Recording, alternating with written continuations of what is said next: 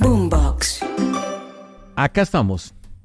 El profesor, yo, Sergio Fajardo, con educación todo se puede.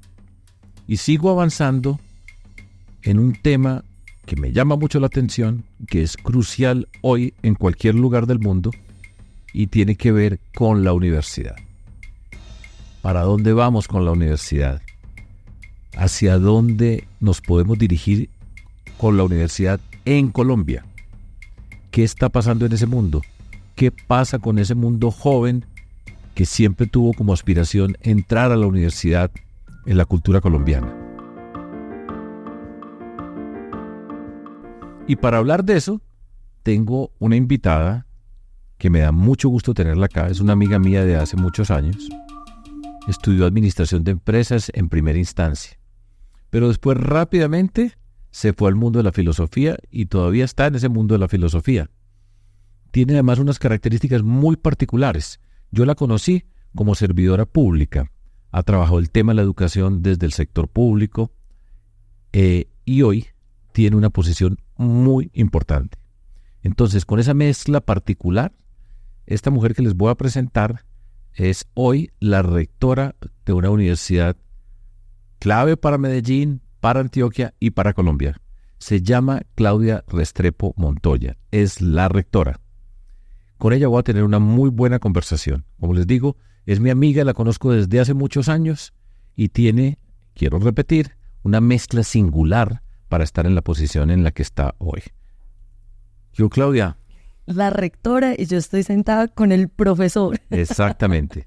Así son las jerarquías. En examen con el profesor. Vamos para el examen. Pero, bueno, lo que quiero en este programa, lo que quiero es dirigirme hacia una pregunta que tú misma formulaste en un artículo que escribiste de opinión, donde ella es columnista de opinión, en el periódico El País de España, El País Digital, donde cada 15 días se escribe una columna. Les voy a leer la pregunta textual que ella se hacía. ¿Ha llegado el final de la universidad tal como la conocemos? ¿Ha perdido su misión y propósito universal? Allá vamos a llegar. Yo quiero que pasemos por eso porque es muy importante que entendamos los interrogantes y busquemos las respuestas acá. Pero, Claudia, gracias por estar acá y empiezo con lo siguiente. A mí me interesa mucho entender quiénes son esos jóvenes, esas jóvenes hoy en Colombia. Ocurre mucho que las personas que somos mayores tendemos a decir que en los tiempos nuestros eso era diferente. Casi siempre está y sutilmente la idea de que era mejor antes. Y yo particularmente que he vivido mi vida alrededor del mundo joven como profesor universitario dentro de la política y lo público. Yo soy profesor universitario hoy en México, pero siempre muy cerca de ese mundo joven. Y me llama mucho la atención entender esta generación que sin duda es singular. Yo ya tengo la posibilidad de mirar hacia atrás, ser profesor, voy a contar un poco acá, tiene aspectos maravillosos, por supuesto, pero hay uno que es, uno está enfrente toda la vida de rostros jóvenes. Entonces nosotros vamos creciendo, yo voy envejeciendo, va pasando los años, pero enfrente tengo esos rostros jóvenes, cambian el look, los motilados, la forma como se organizan, etcétera, pero siempre enfrente con rostros jóvenes. Eso es mágico. Yo creo que muchas veces eso tiene que ver con que uno siempre esté joven, creo yo. Pero esos jóvenes hoy, Claudia Restrepo Montoya, rectora de la Universidad de AFIT de Medellín, Antioquia, Colombia, ¿cómo son desde tu perspectiva ese mundo joven que es la materia prima que llega a entrar a una universidad, a sentarse en un aula y a esperar convertirse en profesional? Bueno, y hay tres cosas valiosas. Una, estoy totalmente de acuerdo contigo. O sea, realmente pasar por las aulas y verlos les llena a uno, le da una perspectiva. Yo soy profesora hace 25 años y me encanta dictar clase en primer semestre y en último semestre de universidad. Entonces veo cómo llegan del colegio, veo cómo salen de la universidad. Hoy esos jóvenes, yo voy a decírtelo de una manera que tal vez ha sido como con la que más me he acercado, y es, hay un alto nivel de sensibilidad. Son jóvenes que los toca mucho todo, y eso es muy bueno, y también es su mayor fragilidad, porque son jóvenes altamente sensibles, desde muy pequeños sometidos a mucha información. una información que nosotros no teníamos, o sea, a la edad de ellos, nosotros estábamos entrando al uso de las redes, a esa conexión, a ese asunto tan grande como de conectar con el mundo, y ellos hoy lo están haciendo desde muy pequeños, con un agravante, y es que tan pequeños no tienen la estructura emocional para recibir tanta información. Entonces, tú que observas jóvenes súper creativos, flexibles, con una mentalidad súper abierta al mundo, que tienen amigos en otra parte del mundo, que tienen acceso a una información que antes no podían tener, pero también toda esa cosa de la información y toda esa sensibilidad les juega en contra porque los vuelve muy frágiles, tan empáticos que terminan, digamos, sintiendo más de la cuenta en, digamos, lo que les va pasando. Y en ese sentido nosotros estamos hoy viendo una juventud un poco más alterada, más emocional. Eso no es ni bueno ni malo, eso es solamente que nosotros tenemos que saber que implica cuando llegamos al aula con ellos una relación mucho más íntima con personas que nos confrontan mucho más, porque la pregunta, la creatividad, la innovación está mucho más abierta en ellos, pero también que se ven mucho más fuertes. Todos dicen, no, estos pelados que son muy atrevidos y que son muy igualados. Por ejemplo, antes te decían señora rectora, ahora es Clau. ¿Cómo vas, Clau? ¿Cómo estás, Clau? Y tú los ves como que se van a comer el mundo y luego te acercas y lo que hay es una fragilidad inmensa, una vulnerabilidad, porque en últimas tienen tanta información adentro que lo que necesitan es un poco un abrazo. Entonces es esa contrariedad entre la expansión y también como el asunto de su vulnerabilidad a flor de piel, lo cual hace una generación. A mi juicio, yo sí debo decirte que yo creo que esta generación es una generación. Todo el mundo suele decir que los jóvenes antes eran mejor. A mí, yo tengo una esperanza inmensa en esta generación de jóvenes. Esos jóvenes, hay algunas características comunes que no digan, mire, estos temas lo tocan más, sufren por esto, sienten esto, no necesariamente sufrir, pero sentir angustia. De hecho, vale la pena señalar, también hay un contexto ahora donde hay elementos asociados con una expresión que ya hace parte de nuestra vida diaria, que habitualmente no se menciona: la salud mental, la ansiedad, depresión, todos esos elementos que son hoy parte de la vida. Esos jovencitos que están saltando de un colegio, que llegan a una universidad, en el caso tuyo, algunas características comunes que tú señales, esto y esto les preocupa. Mira, uno, altamente diversos. O sea, realmente es una juventud que la inclusión, la diversidad, la necesidad de ser únicos. Yo digo, miren, nosotros fuimos la generación de la estandarización. La revolución industrial que a nosotros nos movió por muchos años en la educación fue estandarizar. Las universidades, de hecho, están muy estandarizadas. Ese es uno de los problemas que tenemos. Para allá vamos más adelante. Mientras que estos jóvenes son algorítmicos. Todo para ellos es único. Ellos están acostumbrados que sus redes para ellos, que lo que les llega es información para ellos. Entonces hay una necesidad de ser únicos, de ser diversos. O sea, como todo se puede. Entonces tú te encuentras un joven que te dice, yo soy fluido, no binario, pansexual. Y dices, ok,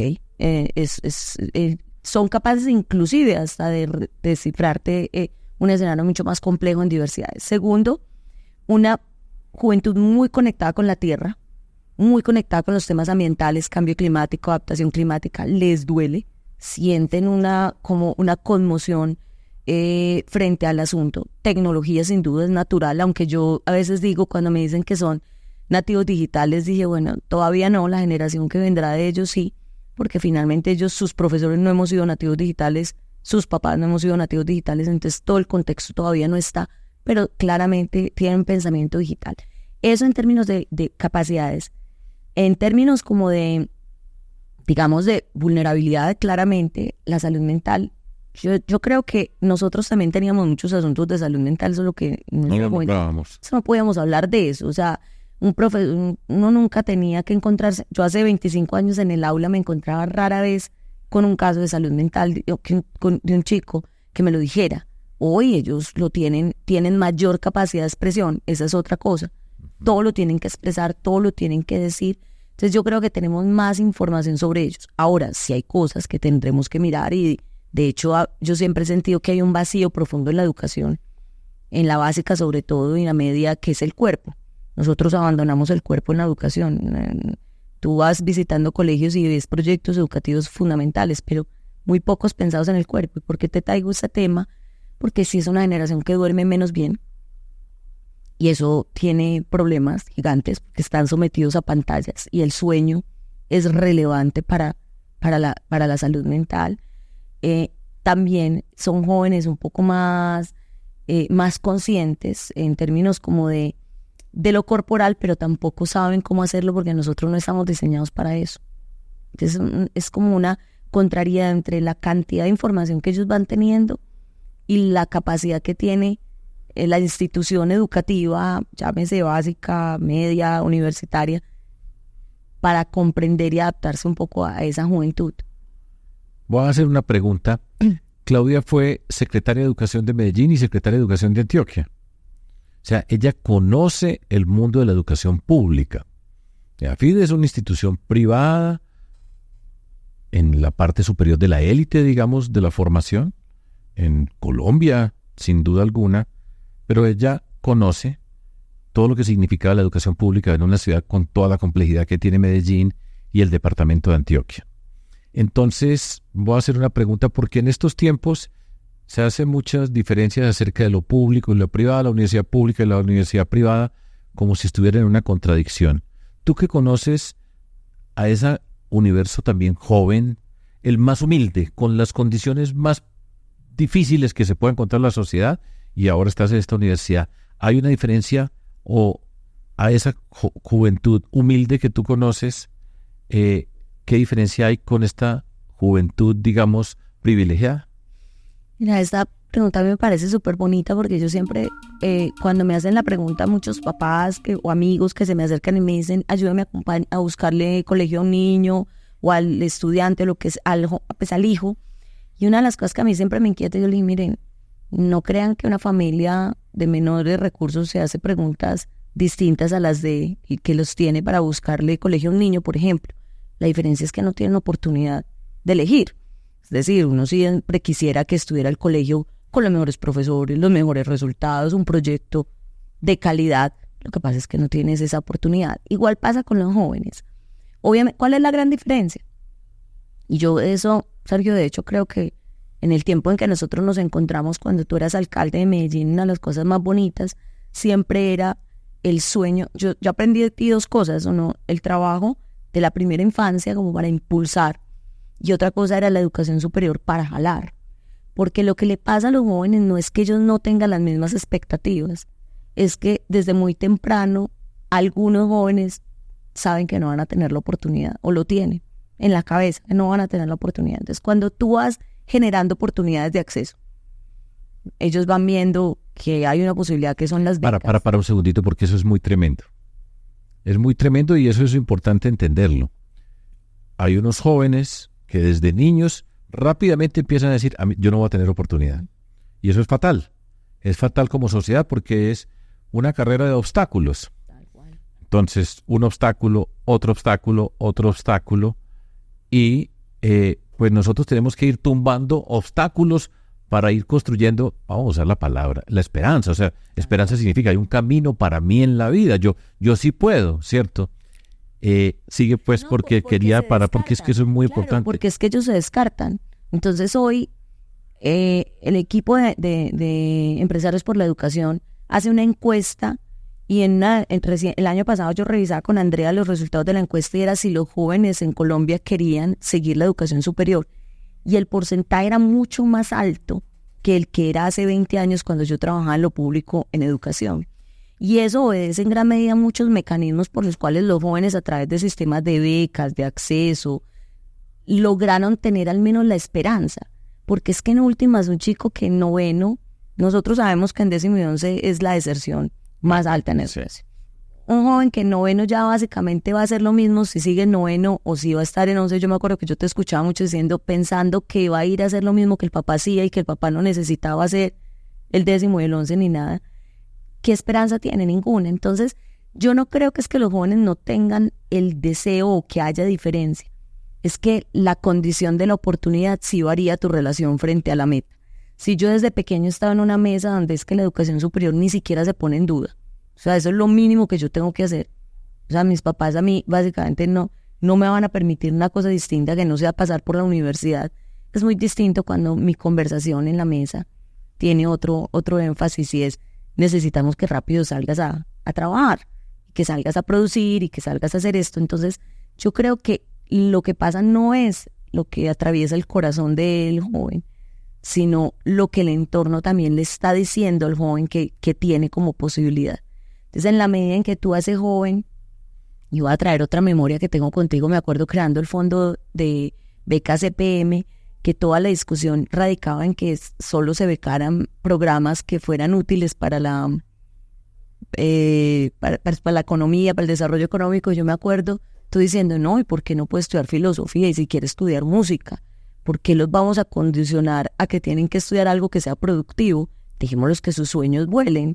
Yo creo que ahí es donde el factor determinante que diferencia a un joven que tiene oportunidades y no, es la posibilidad de elección libre y de poder elegir dónde quiere hacer realidad sus sueños. Pero yo creo que todos lo tienen. Otra pregunta, repito, la singularidad de Claudia, y es que ella conoce el mundo de la educación escolar, desde la perspectiva de lo público, en mundos tan complejos, ya lo dije anteriormente, pero lo repito, como Medellín y Antioquia, que tiene todas las fases. Medellín y Antioquia son una complejidad gigantesca. Esos estudiantes que van en una educación, muchas veces con una calidad inferior en principio, todas esas desventajas, cuando llegan a la universidad o para dar ese salto, ¿son tan grandes o son unos esfuerzos extraordinarios o no son tan grandes y el contexto, digamos, de la universidad les permite que rápido suplan esas deficiencias que puedan tener y ponerse a la par? En serio, curiosamente la brecha no es tanto de conocimiento. Obviamente, sin duda, la brecha en competencias matemáticas, en competencias lectoescritoras es grande en términos de calidad, pero sobre todo cuando los chicos tienen oportunidades, el deseo de ser competentes los ayuda mucho. Todos estos sistemas que hacen que concursen, que piensen que va a estar una beca. Entonces yo hoy miro, nosotros hacemos pruebas diagnósticas al primer semestre del ingreso. Y yo miro, yo no veo tanta diferencia entre los chicos que vienen de lo público y vienen de los colegios privados en esa brecha. Ninguno está tan bien. O sea, tenemos un problema de fondo en esas competencias, pero no hay una brecha tan grande. ¿Dónde empieza a sentir uno las brechas importantes? En lo psicoemocional, en lo cultural, en la manera como hablan, en la manera como se relacionan. Entonces nosotros tenemos unos chicos extraordinarios en ingeniería matemática, en ingeniería física. Los más talentosos de lo público terminan llegando a la universidad porque llegan con becas donde se tienen que jugar toda. Yo, mejor dicho, estoy recibiendo lo mejor que sale de lo público. Y cuando recibo lo mejor que sale de lo público, no hay una brecha tan grande con lo que tengo en lo privado. Pero cuando empiezo a mirar sus competencias comunicativas, su manera de relacionarse, sus activos, como dice Mauricio García Villegas, como esos activos socioculturales, ahí empezamos a ver brechas. A nosotros nos toca hacer mucho acompañamiento, mucha mentoría. La mentoría cognitiva en matemáticas, en lectoescritura, digamos que la logramos jalar más fuerte, pero muchas veces los asuntos culturales de la conversación, un niño que desde pequeño en la mesa ha estado conversando sobre los temas, sobre libros, sobre la posibilidad del estudio, a un chico que no ha estado en ese entorno, porque los colegios públicos, tú sabes que se ha hecho un gran esfuerzo en la mejora de competencias matemáticas, lectoescrituras, pero hay unas realidades sociales que en los colegios es a veces difícil de cubrir, que es el entorno que genera la conversación que nutre a un niño. Entonces yo diría que sí hay unas brechas, pero a mí a veces una de las mayores preocupaciones son esas brechas de oportunidad, de proyectos, de conversaciones, de qué conversan los chicos en los colegios, porque ahí es donde nosotros empezamos a sentir que hay un golpe inmenso y que la universidad que no se prepara para acompañarlos, para facilitarles el desarrollo de sus competencias en ese nivel, siempre va a tener en estos chicos una brecha que no logramos como cubrir. Ese para mí es un tema central que tienen que ver con una palabra desigualdades. Ahí es donde usted ve las desigualdades en muchos sentidos. Pero bueno, lo voy a poner a un lado, a pesar de que tengo la tentación de que nos quedemos hablando de eso, porque quiero avanzar y será una conversación pendiente. Terminan jóvenes, hay alternativas para llegar a la educación superior, a posmedia, todos los nombres que usted quiera que se le han dado pues, después de terminar el bachillerato. ¿Sí? Hoy hay una pregunta a este mundo joven se le presentan alternativas en esa estructura universitaria tradicional. Y ahora muchos jóvenes dicen, ¿yo por qué tengo que sentarme a estudiar 4 o 5 años una carrera? Yo quiero estudiar alguna cosa que me permita trabajar rápido, yo no me tengo que gastar todo el tiempo allá. Eso es plata, eso es tiempo, y fuera de eso, qué pereza. O sea, no me gusta eso, yo quiero trabajar y usar algo. ¿Cómo hacen ustedes? Es esa descripción que estoy diciendo, primera pregunta mejor para ponerlo en orden. Eso que acabo de decir, así coloquialmente, ¿tiene sentido? ¿Lo ven? Y si es así, yo creo que es así, pero estoy dispuesto a escucharte, por supuesto. ¿Qué pasa con una universidad? Y dice, bueno, entonces, ¿qué vamos a hacer nosotros aquí? Es cierto, no quiere decir que no me preocupe. Y no me preocupa no porque quieran hacer algo más rápido, sino porque hay una cosa muy linda en la longevidad. Así como tú y yo en nuestras edades. Sí, claro, pues que nos estamos poniendo en la... Pero no, yo soy mucho mayor que Claudia. No va a pensar pues que somos de la misma generación. No, pero bueno. Me refiero a que en nuestras edades... Si yo miro a una mujer, yo tengo 49 años y yo pienso en mi mamá a los 49 años y mi mamá a los 49 años era una señora mucho más señora que yo. Sí, claro. ¿Y por qué pongo eso? Porque los chicos también hoy a los 21 años son mucho más chicos que los 21 años de unas generaciones atrás. Yeah. O sea, 3 generaciones atrás a los 21 años un hombre y una mujer estaba casado con hijos, trabajando, responsable. 21 años de mi generación, estábamos estudiando, graduándonos y todo se aplazaba un poco. 21 hoy tiene otras características mucho más jóvenes. Entonces te digo, primer tema a mí me preocupa eso un poco es porque estamos teniendo generaciones mucho más inmaduras. Yo hoy gradúo a chicos que cuando los veo en mi último semestre de clase digo que los terminen de crear en la empresa. O sea, a estos chicos todavía les falta estructura. Entonces uno sí me preocupa, pero es real. Estamos en un contexto donde todo es muy rápido. Ellos tienen una necesidad de logro muy rápida. Las redes les han generado unas condiciones, son transaccionalmente más rápidos. Es decir, nosotros teníamos que ir al banco y teníamos que ir al banco.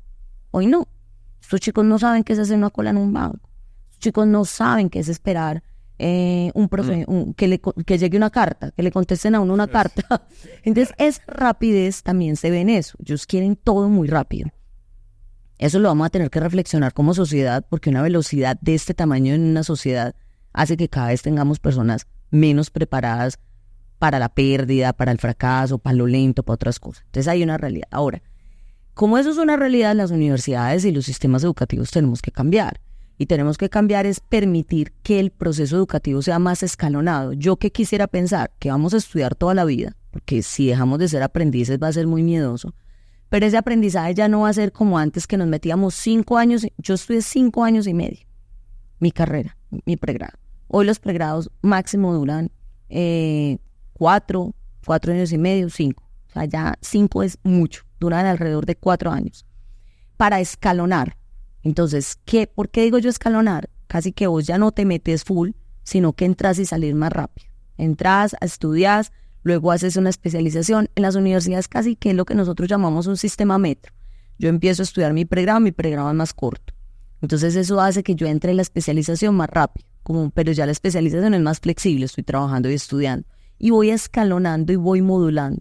La educación del futuro tendrá que ser muy modular, porque lo que no tenemos es la capacidad de concentración y cada vez es más baja de meternos 5 años hacer solo una cosa y estudiar solo una cosa. Esto a estos pelados no les cabe en la cabeza. Entonces, diseñar sí.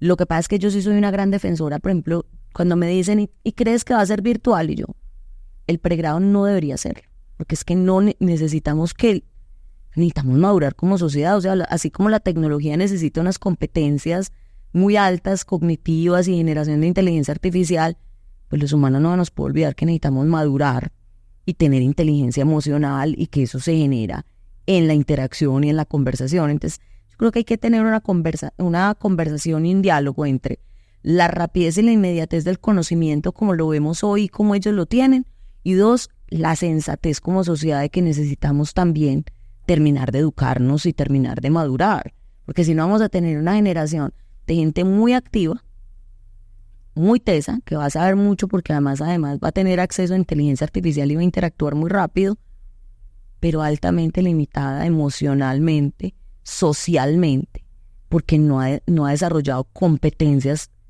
para poder sostener todo ese conocimiento. Entonces, cerebros demasiado, una cabeza, como un dibujito, una cabezota inmensa con un cuerpito chiquito y un corazoncito bien pequeño. Entonces, yo creo que a mí me parece que la responsabilidad de nosotros en la educación es también modular lo que los estudiantes y los jóvenes quieren y lo que también necesitan, porque esas dos cosas no necesariamente son las mismas.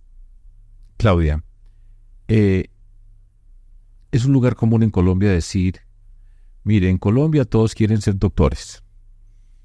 Eso quiere decir todos quieren entrar a la universidad. Entonces, y se dice, pero pues lo que necesita más Colombia es la educación técnica y tecnológica. Y eso, desde que yo estaba chiquito, es la misma expresión. Ahora, cuando yo estaba chiquito entraba el 10% a la universidad. Hoy entra ya más del 50% a la educación superior. Y está claro que se necesita esa educación técnica y tecnológica, que además hoy están apareciendo esos que en términos más formales se llaman microcredenciales, credenciales. Aprenda de esto. Regularmente se está diciendo necesitamos programadores, ¿sí? Cosas de esa naturaleza. Entonces, he visto que hay algunas universidades que pretenden decir, bueno, vamos a incorporar la técnica y la tecnológica dentro de la universidad para darle salida y hacer que se pueda pasar de un ciclo al otro para ir avanzando. ¿Tú crees que eso tiene sentido así? ¿Que se va a resolver diciendo metan dentro de la universidad la técnica y la tecnológica pues para que lo respondamos y que le pongamos las credenciales? ¿O la universidad va a cambiar? ¿Se van a disminuir? El número de personas que van a llegar a la universidad va a ser menor, va a ser mucho menor. Pues hay el cambio demográfico, por supuesto, que es parte de un tema, pero en particular cuando están estos jóvenes que dicen yo necesito es estudiar esto rápido porque voy a trabajar, ¿qué va a pasar con esas universidades? ¿Cómo es ese ajuste allá? Pues para decirlo más corto. Pues yo creo que Colombia tiene un problema que tiene que resolver en su arquitectura. Lo primero es que Colombia tomó una muy mala decisión con la Ley 30 en separar, en pensar que la técnica y la tecnológica eran carreras cortas que luego alimentaban la profesional. Eso no funciona así en el mundo. En el mundo usted puede elegir técnica y tecnológica, es porque usted es más de saber aplicado que saber científico, humanista, académico, si quiere. Y usted inclusive haciendo técnica tecnológica puede hacer una maestría tecnológica y puede hacer un doctorado tecnológico. Entonces, ¿qué pasa? Que este país subvalora económicamente la remuneración para la técnica y la tecnológica. Cuando eso pasa, termina siendo complejo que de verdad el país termine formando los tecnólogos y las técnicas que tendría que formar. Eso viene, pero no lo hemos podido resolver y no hay como luces de que la reforma a la ley vaya a generar una arquitectura distinta. Segundo, obviamente, lo que pasa es que yo te voy a decir, nosotros en el caso de la educación universitaria, sí, sin duda, hoy yo por ejemplo voy a montar una maestría y yo hoy la maestría la monto a punta de credenciales. Yo digo, si haces 3 credenciales, haces un... Explica un poco qué es credencial, que a lo mejor no es tan... Di tú que es un sistema muy modular, entonces yo veo un grupo de materias, 3 semestres en un posgrado, por ejemplo, y en el primer semestre yo veo unas materias que me permiten un primer conocimiento de ese posgrado. Entonces ese primer semestre podría ser solo un curso y yo me podría graduar solo de ese curso. Yo hoy cuando hago un posgrado tengo que hacer los 3 semestres y recibo mi título de especialista o máster en. Hoy yo haría un solo semestre y recibo digamos experto o en credencial en un pedacito. Es como si tú desarmaras el sistema ya no por 5 años, 3 años, lo que contiene todo un programa, sino lo que lo empiezas a desarmar por los conocimientos específicos. Es decir, puede que yo haga una especialización, voy a hacer una maestría en turismo, pero puede que la maestría en turismo me represente 1 año y medio, pero yo puedo hacer una una credencial que tiene que ver solo con hospitality y no tengo que hacer toda la maestría y quedo con una credencial en eso. ¿Por qué esto va a ser tan relevante? Porque en últimas, si los jóvenes van a llegar menos, los adultos sí que vamos a seguir estudiando más, pero nosotros no nos vamos, o sea, yo puedo hacer una maestría, pues tú hiciste un doctorado, yo lo estoy haciendo, pero ten la seguridad que tú no vas a volver a hacer una maestría o un doctorado, pero puede que tú quieras llegar a aproximarte a otra cosa. Entonces el mundo de las credenciales es un mundo de la formación más continua, más como del aprendizaje para toda la vida, y solo que desde los jóvenes ya ellos quieren ir armando módulos. Ahora, también te voy a decir qué está pasando con esto, que como Colombia tiene un sistema tan largo para aprobar programas, un promedio de 2 años para que te aprueben un programa, también parte de lo que nosotros estamos haciendo es hackeándolo a través del sistema de credenciales, porque las credenciales se mueven en el mundo de la una explicación acerca de eso, y es, cada que una universidad quiere introducir un nuevo programa, tiene que presentarlo al Ministerio de Educación, y el Ministerio de Educación se puede demorar 2 años para aprobar el programa, y si lo hace en una sede distinta a la que lo pidió, lo tiene que volver a presentar. Mientras tanto, ya el mundo va a una velocidad extraordinaria, credenciales, etcétera. Entonces, para que esto tenga fluidez, por ejemplo, el país debería tener un sistema de acreditación como lo tiene salud. Salud lo que hace es que tiene acreditado el hospital o lo que tú seas, y ya luego te hacen auditoría sobre, no que cada producto o cada cosa que vayas a hacer la tienes que hacer, porque finalmente eso es lo que va a permitir que nosotros podamos ser más modulares. Entonces, a la pregunta que hacías, ¿las universidades van a cambiar? Yo creo que estamos cambiando. Obligados, porque en últimas, la verdadera revolución del conocimiento no es la tecnología en sí misma, sino lo que hace en ti.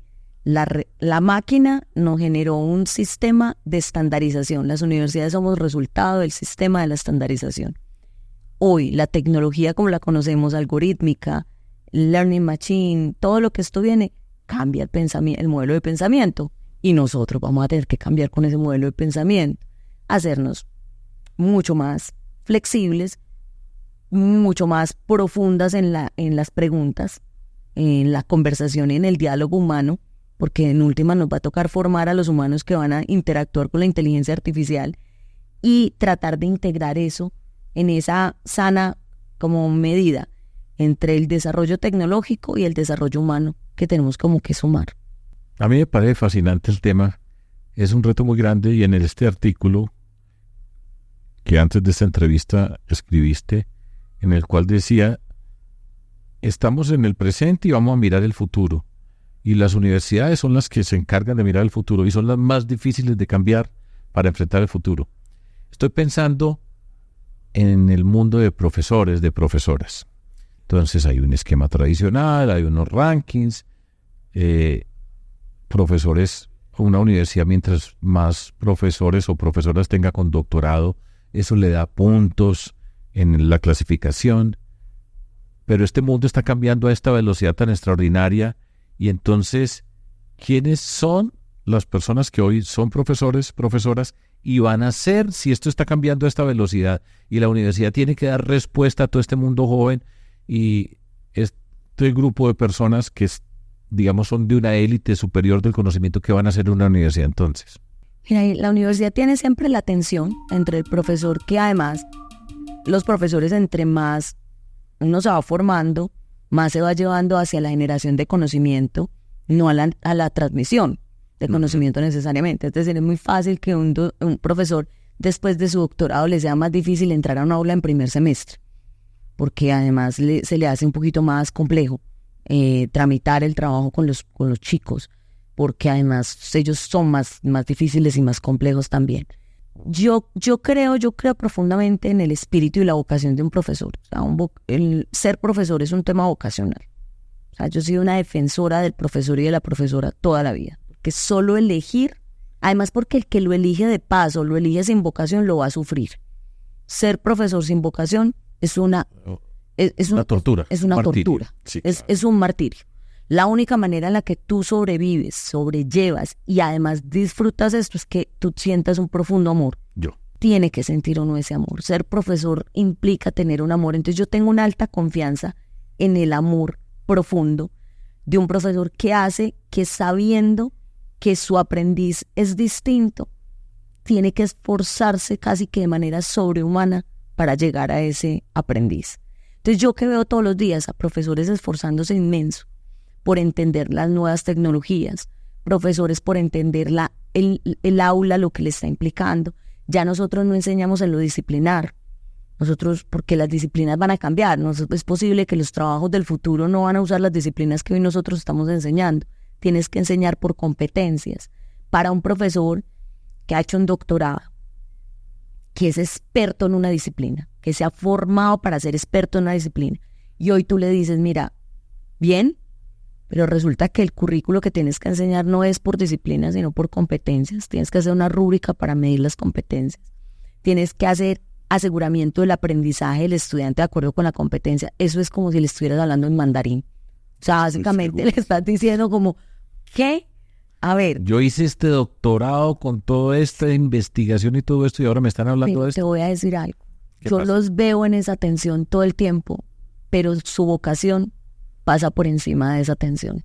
Los veo esforzándose, los veo haciendo como, venga, entonces, ¿cómo es que es? Y te lo digo porque nosotros, por ejemplo, acabamos de pasar todo el proceso de transformación curricular de la universidad para pasar de lo disciplinar a las competencias. Y uno los ve angustiados, estresados. La salud mental de nuestros profesores también es una preocupación porque en últimas, como le digo yo a los estudiantes cuando me hablan de ellos, y yo, tan frágil como eres tú, tan frágil como es el profesor cuando se sienta en el aula a interactuar contigo. Está entregando el alma expuesta, abierta a todos los que están, al que está en el aula.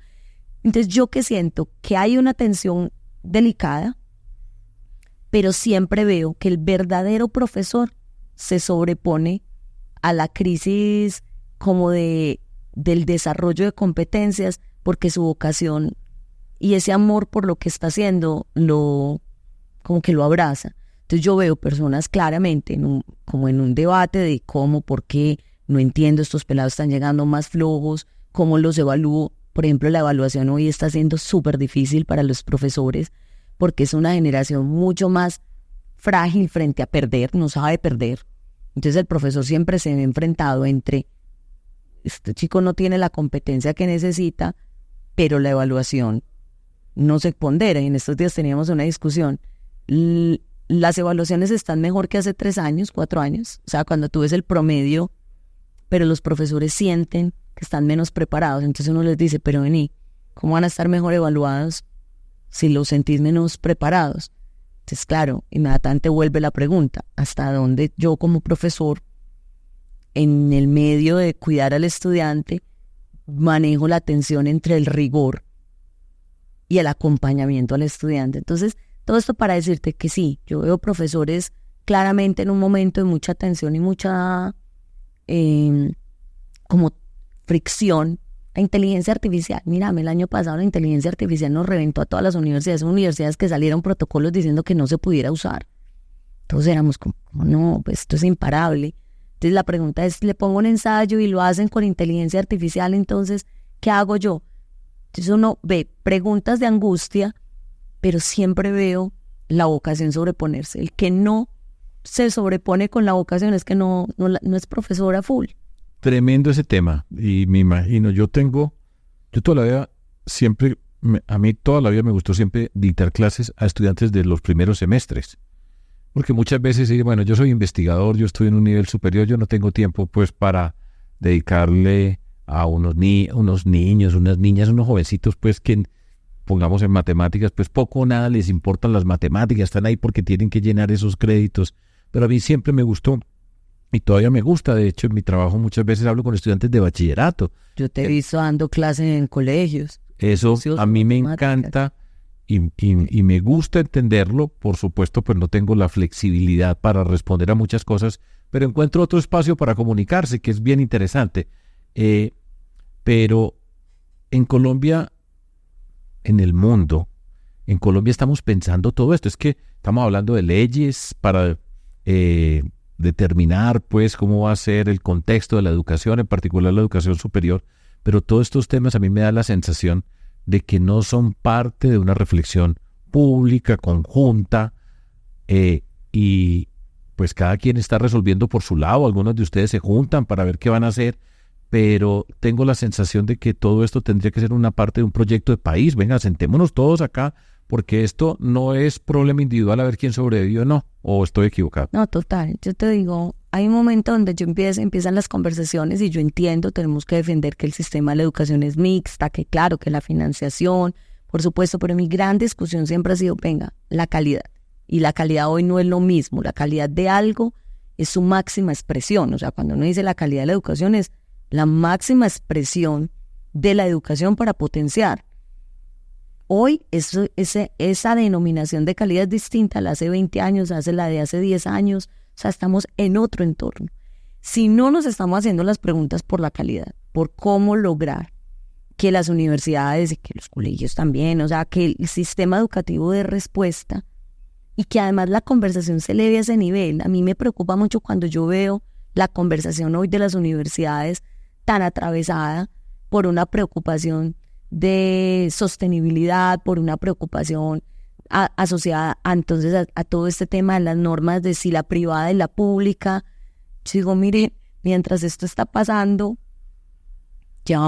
estamos, digamos, cooptados en una conversación muy poco relevante para los jóvenes.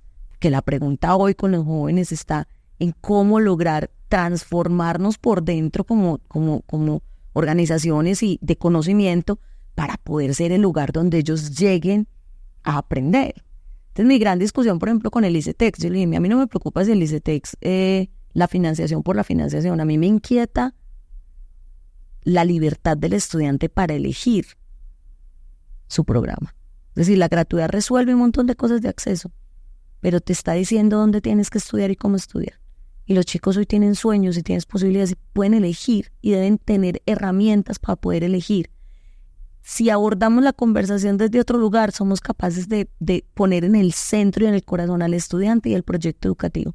Pero yo estoy de acuerdo, Colombia hoy no está abordando un proyecto educativo, no está haciéndose las preguntas de fondo y no está reaccionando. Además, te voy a decir, los últimos 2 años han sido absolutamente claves para la revolución del conocimiento en temas de educación. Lo que pasó el año pasado con inteligencia artificial fue una ruptura rápida a todo el sistema. Y nosotros, si no reaccionamos rápido a ese modelo, básicamente lo que vamos a generar es una brecha inmensa entre lo que hoy los jóvenes están necesitando, queriendo, e inclusive no solo los jóvenes, la sociedad en general está necesitando y lo que nosotros estamos ofreciendo. Se habla de educación para el trabajo. Yo creo que toda educación es para trabajar. O sea, pues todos de una forma u otra vamos a trabajar. Habrá múltiples formas y por fortuna que haya muchas formas. A mí siempre me ha gustado ensaye, trate, busque. No quiero pues una camisa rígida que diga cómo tiene que ser. Pero hoy en la universidad, ustedes en la universidad, ¿cómo leen? Porque habitualmente también se dice, es que mire, hay muchos empresarios, pero no encuentran los jóvenes, las personas preparadas para hacer lo que necesitan. Eso también se ha dicho hace siglos. Eso es un lugar común que yo creo que, bueno, se ha repetido muchísimas veces. Esa relación universidad-mundo del trabajo. Hoy las formas del mundo del trabajo son muchísimas, porque además se usa la palabra empresarios, pero es que trabajo en muchas formas. ¿Ustedes cómo se acercan a ese tema de ese mundo y lo que está pasando dentro de la universidad? Me encanta eso que me dices porque yo creo que hoy Colombia está en ese debate sobre si la educación es para el florecimiento humano o para el trabajo. Y te lo digo porque el debate ha sido a tal tamaño que la ley estatutaria que se está discutiendo no habla de la educación para el trabajo, es como si le hubiera desaparecido. Y parte de eso es porque esto se volvió un asunto de ideología sobre si es que educar es para el florecimiento humano o para el trabajo. Y yo creo que parte del florecimiento humano es el hacer de uno. Uno se prepara para hacer cosas, para vivir de ese hacer y ser. Entonces, ¿qué pasa? Que definitivamente todos tenemos que estar preparados para formar a jóvenes que van a salir a un mundo del trabajo radicalmente distinto, inclusive el que están estudiando, porque los cambios están rápidamente. De acuerdo. Por eso la formación disciplinaria, la formación por competencias es tan relevante, que yo en la disciplinaria aprendo una disciplina que puede que no vaya a ser la misma en 5 o 6 años. Pero cuando yo desarrollo pensamiento crítico, cuando yo desarrollo empatía, cuando yo voy a la competencia particularmente, tiene que servirle. Yo digo, mire, un joven, la capacidad de aprendizaje es lo que yo tengo que desarrollar a full. Y es que esa capacidad de aprendizaje la pueda poner en todas las dimensiones. 2, tiene que estar muy conectado con las organizaciones desde muy temprano en su carrera. Muy temprano. Pasantías. Nosotros hemos sido muy fuertes con las prácticas, por ejemplo. Pero, por ejemplo, hoy nosotros nos preguntamos y decimos, las prácticas ya no son como que el semestre 6 o el 7 salgan a práctica, no. Pongamos retos, traigámonos retos empresariales o organizacionales de sistemas públicos o privados y que esos sistemas se resuelvan en clase. Porque hoy casi que estamos volviendo a la antigüedad griega, precioso. Hoy la educación tiene que hacer problemas y a partir de problemas ir a resolverlos. Más que ir a enseñarle a un estudiante cómo se hace, es aprenda a preguntar. Yo, por ejemplo, me dicen, con la inteligencia artificial, ¿cuál es el punto neurálgico? Si pregunta bien, la inteligencia artificial le da información. Si no pregunta bien, si no aprendió a preguntar, no le va a dar sino lo que él preguntó. Entonces enseñémosles a preguntar. Hoy las organizaciones tienen que entregarnos retos. Yo me mantengo en una discusión con las empresas, porque yo digo, ustedes nos dan muy duro como universidades que porque nosotros no trabajamos con ustedes y que no los estamos preparando. Pero cuando yo voy donde ustedes y les digo, venga, entrégueme retos, eso a usted le implica hacer inmersión en el sistema educativo. Ustedes hablan mucho de la educación dual, pues que la educación dual llegó a Alemania por una necesidad inmensa. Los pelados no estaban eligiendo las empresas para trabajar allí. Entonces a las empresas les tocó llevar sus laboratorios para las empresas, o sea, meterse. Yo lo que creo, Sergio, es que en el futuro este tema de las trayectorias que nosotros hemos hablado tanto de primera infancia a kinder, quinto a sexto, todo esto, también entre universidad y empresa cada vez van a ser más mezcladas. Y la tarea de la universidad es garantizar que los retos que las organizaciones tienen lleguen a los estudiantes desde muy temprano, en sus proyectos, en sus retos, en sus dinámicas, en sus procesos, para que el estudiante vaya, además porque eso le va a parecer más divertido también al estudiante. El estudiante, estos son chicos más gamers. Ahora que me preguntabas al principio qué tenían en común, son chicos mucho más orientados al juego y a la pregunta y al reto. Entonces, lo que tenemos que trabajar es retos que traigamos de la sociedad para que sean resueltos en la universidad. Y no es el modelo de casos. El modelo de casos sirvió mucho en su momento. Hoy es más el problema o el desafío y poner a los chicos a resolver el desafío y el problema acompañado por profesores y acompañados por organizaciones que permitan eso. Y eso no es solo para la tecnología, eso es para todo. Voy por otra palabra, emprendimiento. Esa palabra no existía cuando yo estaba hace unos cuantos años en la universidad. Bueno, yo he estado siempre en la universidad de una manera u otra. Emprendimiento, porque estaba hablando de los empresarios y yo digo, pues los empresarios de hoy son los emprendedores.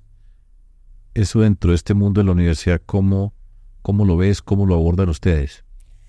Mira, hay una cosa para mí relevante que es el mindset y la mentalidad emprendedora.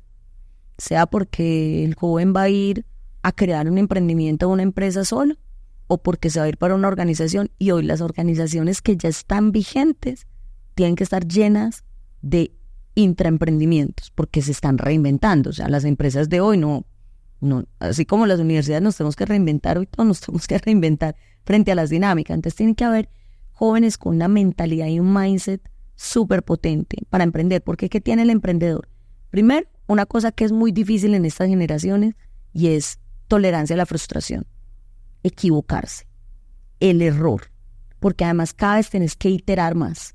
O sea, este es un sistema de muchas más iteraciones que de pronto cuando nosotros... Pero eso va en contravía de esos que quieren resultados rápidos y satisfacción Entonces, pronto. como ellos tienen una necesidad de satisfacción pronto, pero adicionalmente van a enfrentarse a un mundo que les va a permitir, donde van a tener que fracasar más y iterar más los modelos, hay que formarlos en ese nivel de resistencia y de resiliencia.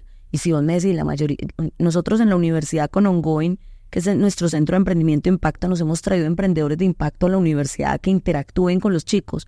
Y parte del asunto es eso, porque muchos de ellos en la conversación con los emprendedores te hablan es de salud mental, de resiliencia, de resistencia, de cómo aprender a fracasar y volver a intentar, de cómo ir a hacer un pitch y vender una idea con el discurso elevador, como decías tú, como en 5 minutos vendo una idea. Entonces, lo que nosotros tenemos que hacer es preparar a estos jóvenes para que resuelvan problemas, pero también entender que las probabilidades de que se equivoquen muchas veces hasta que tengan éxito van a ser altas. Y si vos me decís que es lo más importante en un estudiante para uno poder promover que sea un buen emprendedor, es que ellos sean capaces de entender que hay que equivocarse, que hay que volver a pararse, que hay que iterar y que hay que volver hasta que encuentren cuál es el problema con el cual ellos se van a desarrollar. Entonces toca trabajar en una juventud que tiene unas características para que desarrolle unas competencias, y creo que eso les va a permitir ser emprendedores o también, como te digo, trabajar en organizaciones donde la innovación y el emprendimiento sean una mentalidad, porque a mí sobre todo lo que más me emociona de ellos es su mentalidad. Tengo 3 preguntas para tratar de que las tratemos rápido, porque la conversación podría ser infinita y me gusta mucho lo que hemos conversado y lo que estamos conversando. Voy a empezar pues con esta que pensaba que era la última, pero la voy a poner ya. Tú, rectora, mujer, ¿qué? Son muy pocas las mujeres rectoras. Claro que en Colombia pues la Universidad Nacional tenía hasta hace muy poco una rectora mujer, la Universidad de los Andes tiene una rectora mujer, y tú, pero en ese mundo, ¿cómo vas como mujer? Mira, ese es un mundo muy masculinizado, mucho. De hecho, es muy curioso, muchas de las conversaciones que tenemos las rectoras mujeres ha sido la dificultad que hemos tenido en un contexto en el cual a los hombres les encanta sobreexplicar lo que nosotros explicamos, volvernos a, mejor dicho, toda la teoría del tema de género aplicado en 1, 2, 3 en nosotras. Ahora, que sí me parece increíble, en el mundo uno ve que en un momento de muchas transformaciones están llegando más mujeres. Y te voy a decir que podemos tener una fortaleza, es que como nos ha tocado debatirnos en entornos de cambio mucho más rápido, porque no la hemos tenido fácil, entonces nos toca siempre estar como en trámite de transformación, podemos ser un poquito más valientes para hacer transformaciones en las organizaciones, porque es que, uno como mujer tiene éxito o porque juega el mismo juego y en el cual tarde o temprano lo pierdes porque no es tu juego, o porque eres capaz de navegar contracorriente, jugando un juego distinto. Y yo hoy que siento que las mujeres, en la mayoría con las que me encuentro, estamos tratando de jugar un juego distinto, que es poner las conversaciones difíciles, somos un poquito más propensas a la controversia, porque hemos tenido que vivir en ella. Entonces yo creo que ha sido difícil, pero a la vez me parece significativo que en un momento de mucha transformación de estas organizaciones lleguemos mujeres, y creo que en parte es porque estamos como acostumbradas a navegar contracorriente, y en este momento estamos navegando un poquito contracorriente en la educación, entonces creo que puede ser una buena oportunidad. No es fácil. Pero estoy seguro que no es fácil, pero bueno, un tema que me agobia, y lo digo con toda la certeza de la palabra, de la expresión que estoy utilizando, agobia, y es esa separación de lo público y lo privado. Yo he tenido la fortuna en la vida, por ejemplo, yo era profesor en la Universidad de los Andes y en la Universidad Nacional, o sea, en Bogotá, aquí donde estamos nosotros, yo estaba en los Andes, por la calle 26, iba a la Nacional y trabajaba en las dos. He tenido la oportunidad de ver los dos mundos, en lo público, en lo privado. Y yo tengo una angustia, agobio, en el sentido de que si nosotros no creamos las condiciones para que este mundo de estudiantes se encuentren en este espacio, después nunca se van a encontrar en la vida. Y eso es una sociedad más desigual y va a ser una sociedad que no va a ser rica como sociedad. Siempre estoy preocupado por crear las condiciones para que nos encontremos, que no sea como en contravía de un tema político que yo habitualmente no traigo acá, pero es, aquí están los de la pública, aquí están los de lo privado. Fatal. Nosotros tenemos que crear las condiciones para que interactúen, para que se encuentren, para que construyan entre ese mundo. ¿Estoy muy loco con lo que estoy pensando? No, absolutamente no, es que no hay otro camino. Yo te digo, la universidad, por ejemplo la nuestra, es un antes y un después de la llegada de ese modelo de subsidio a la demanda que en su momento se llamó Serpil Paga o Generación E. Y te lo voy a decir por qué. Que le enseñó a esta universidad lo que representaba el valor del pluralismo, la diversidad. No solo mejoró la experiencia de los chicos que venían con ese subsidio a la demanda por ser talentosos en lo público, sino que le cambió la vida a los jóvenes que venían y que podían pagar por la universidad. Porque la diferencia con el que viene y se la ganó en la beca es una diferencia de mindset y de impulso mucho más potente del que de alguna manera sabe desde el principio que sí o sí lo va a hacer. Entonces eso generó un nivel de contrastes y de conversación, tanto que nosotros, una vez el gobierno decide abandonar el sistema de subsidio a la demanda a las universidades privadas, la Universidad de AFIT se puso la idea de cómo logramos un sistema de becas talento para seguirnos trayendo a todos los mejores de Colombia, no importa si pueden pagar o no, porque la única manera que tenemos es de tener a los jóvenes, no importa de dónde vengan, sino juntos, interactuando, haciendo proyectos, enriqueciéndose, enriqueciendo la conversación. Es que no solo se trata como de que la calidad, de que puedan recibir una mejor calidad, se trata de qué conversamos. Es que la sociedad es lo que conversa, y si las conversaciones están separadas y la conversación se vuelve como sectaria o se vuelve, digamos, en esas diferencias, esas inequidades tan grandes que se generan entre lo público y lo privado, vamos a fracasar. Entonces nosotros tenemos que tener cómo lograr nutrir más la llegada de jóvenes, no importa de dónde vengan, a acceder a una educación de calidad, que en últimas, en este país, la universidad privada son fundaciones sin ánimo de lucro. La educación es un sistema de valor público, todas somos de valor público. ¿Cómo lograr tener diversidad?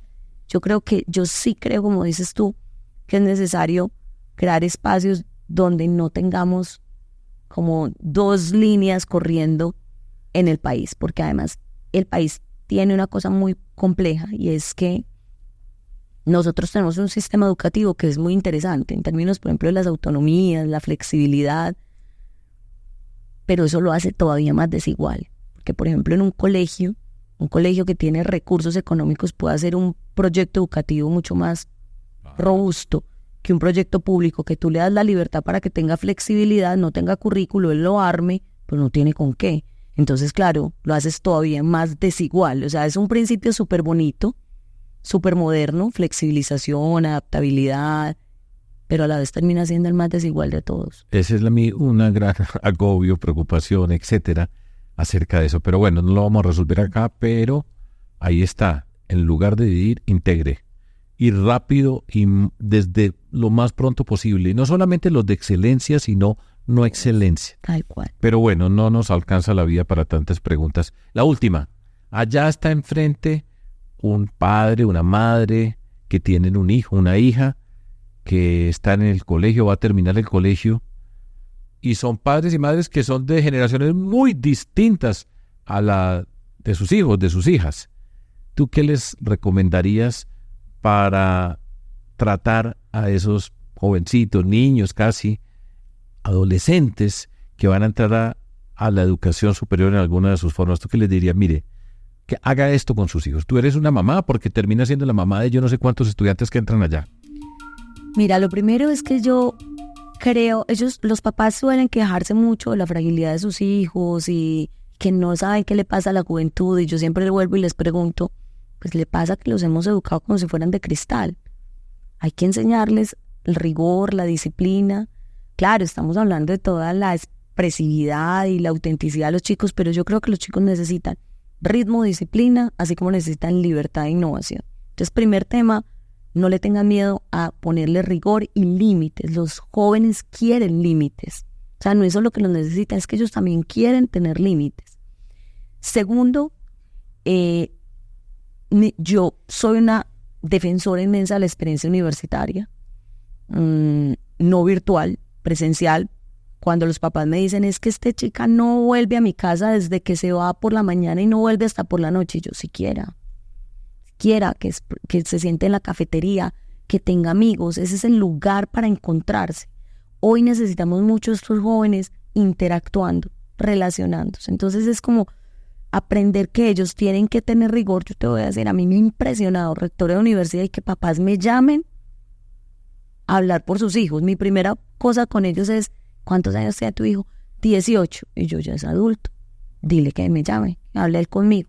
No, pero es que, no, nada. Yo no tengo nada que hablar contigo. Él tiene que construir su historia aquí. Entonces yo diría que a los papás es no tenerle miedo a el rigor y a la disciplina, confiar en ellos y también dejarlos que sigan su proceso natural y que se gocen y se disfruten la vida del aprendizaje, porque es que, ¿qué más pues no es?